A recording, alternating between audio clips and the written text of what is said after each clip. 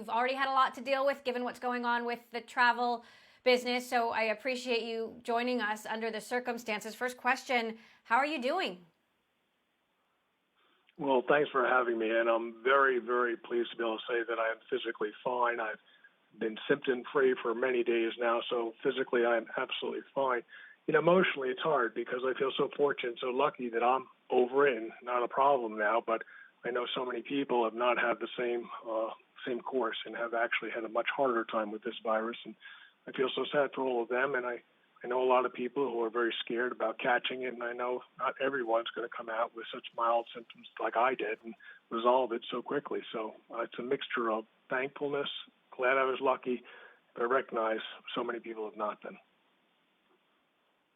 Meantime, you've got a lot of work to do. Obviously, there have been an unprecedented number of cancellations, and I'm glad that you are feeling better right now so that you can start to deal with all of this. But give us sort of the picture of your business right now and what you're seeing in the global travel industry. I mean, surely it's come to almost a standstill in many places, though other places are still business as usual. Well, there are not too many places I'd say that are business as usual. Certainly there is some parts of the world where there is some travel happening, primarily domestic. But I will definitely say that we have been dealing with a lot of customers who, because either they can't go where they wanted to go or have been prevented by governments or whatever. So we've been dealing with just a huge, huge amount of customer inquiries, 400,000 contacts a day at Booking.com that we've had to deal with. And I just can't thank our employees, our customer service people, being able to handle this, are handling it. It's a hard thing, but we're getting it through. What regions, what parts of the business are the worst for you, or perhaps in the most trouble at this point? Well, I think you've seen, it really reflects what you're seeing in the newspapers or on your news show, where people are saying that Western Europe right now, big problem. Italy, we all know what was happening there. It's horrible. Spain. In the U.S., New York, where I am located, Scarsdale, New York, where I live, it's really a problem right now. Clearly, it's something that's rolling around. Some places are accelerating. Some places seem to have peaked, and a couple places in Asia seem to be past peak.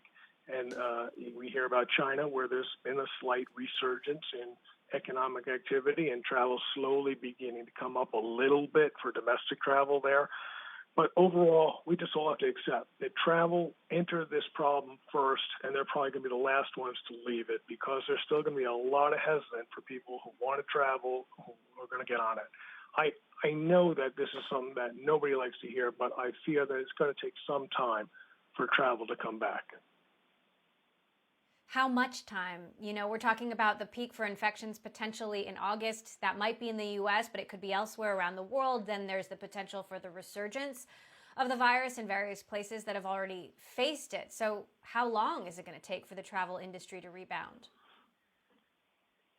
Well, I think that is the $64,000 question, and I do believe that there's going to be hesitant for many governments around the world to want to risk reimportation of the virus. If they've done a good job of stomping it down, they're not going to want to let people come back in and start it up again. So there's going to be a lot of restrictions, I think, for some time, preventing people from traveling freely, and that's going to help, unfortunately, dampen down the recovery in international travel.